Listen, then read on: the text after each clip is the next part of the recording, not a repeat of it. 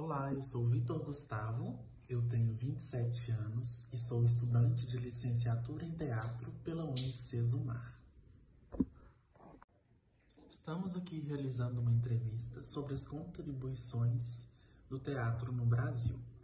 Então, temos aqui a participação do nosso amigo Isaías, que irá falar sobre sua trajetória e sua vida com relação ao teatro.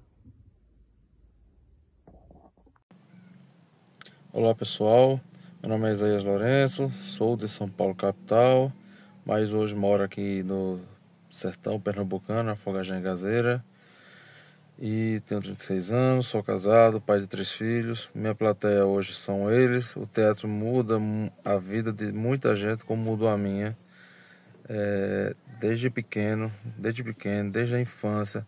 Ainda brincava de fazer de conta e já sentia essa chama. Queria ser ator, queria ser 1000 rostos, 1000 vozes, 1000 histórias.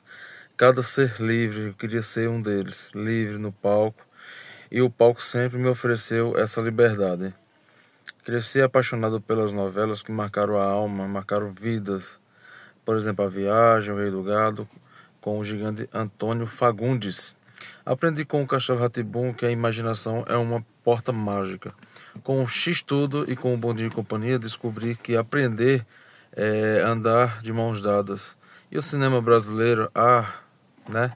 Esse me ensinou a rir, chorar, refletir. O Auto da Compadecida, Carandiru, Deus é Brasileiro, O Homem do Futuro. Essas obras são mais que entretenimento, são faróis, são espelhos, são semente. O teatro para mim não é só um palco, é tempo, é resistência, é vida pulsando em forma de arte.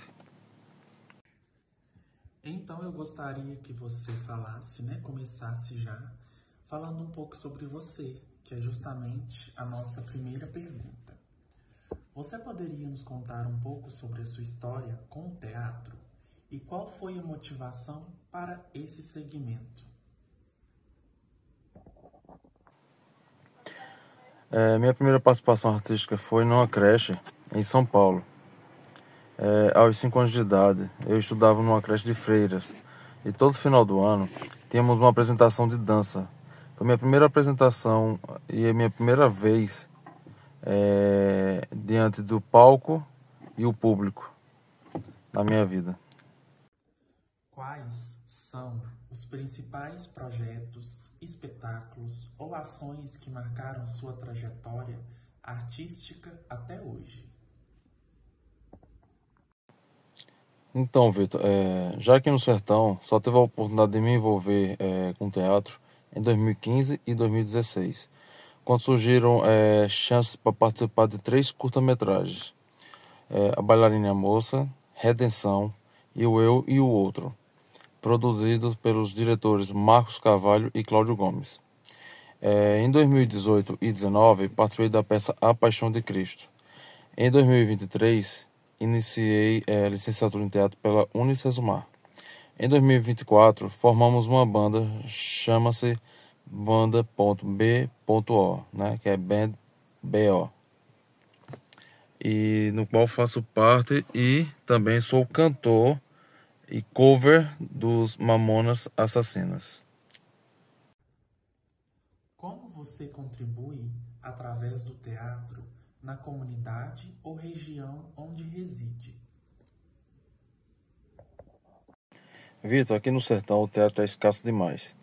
Porém, eu dou um jeito assim de bolar os planos para poder participar em ações comunitárias como Dia das Crianças, me fantasio de Doutor Palhaço Brincalhão, ou até mesmo de coelho com a fantasia dos Mamonas que eu tenho para poder cantar e poder dar alegria, né, a quem não tem em lugares um pouco afastados assim da cidade, com as comunidades rurais. Qual é a linguagem cênica que você mais usa nos seus trabalhos? E por que essa forma de criar te interessa? Por exemplo, você usa mais o corpo, o texto, a música, objetos? Você prefere cenas mais realistas ou mais poéticas? Vitor, eu prefiro as abordagens mais realistas. E quando estou em comunidades realizando meu trabalho, utilizo o corpo, a fala, a música e objetos para envolver, desenvolver e movimentar as criançadas que estão ali com a gente. Como você enxerga o papel do teatro na formação crítica e sensível do público em tempos de forte presença digital e grandes plataformas de mídia? Vitor, o teatro, mesmo em tempos de forte presença digital e domínio das grandes plataformas de mídia, continua sendo uma ferramenta poderosa de formação crítica e sensível do público. Ao contrário das mídias digitais, que muitas vezes priorizam o consumo rápido e superficial de conteúdos, o teatro promove uma experiência ao vivo, coletiva e reflexiva.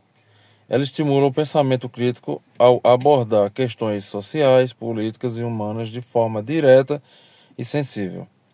Além disso, o contato presencial entre artistas e plateia cria um espaço de empatia, escuta, diálogo, que é cada vez mais raro na era digital. Por isso, o teatro não apenas resiste, como também se reinventa como um espaço de consciência e transformação. E para finalizar, temos a reflexão sobre o questionamento central da nossa entrevista, que é como podemos construir uma história do teatro que seja descentralizada e não se resuma aos trabalhos e artistas que estão na grande mídia. Nós sabemos que há uma predominância em algumas regiões do país, quando se trata de valorização, investimentos e visibilidade artística, enquanto outras regiões, principalmente em interiores, há um apagamento de questões culturais e valorização do próprio teatro.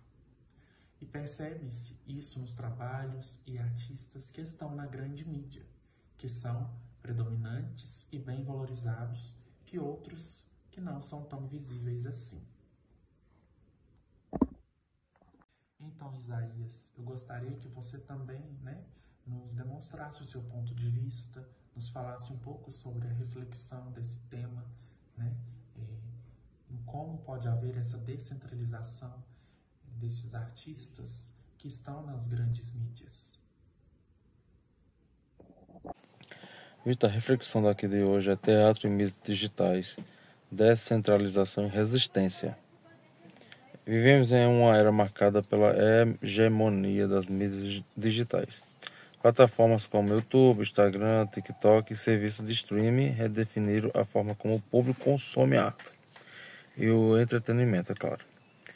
Nesse cenário, o teatro parece à primeira vista descolado, quase uma margem. No entanto, essa aparente marginalidade revela uma força, a descentralização do olhar, da escuta e da presença também.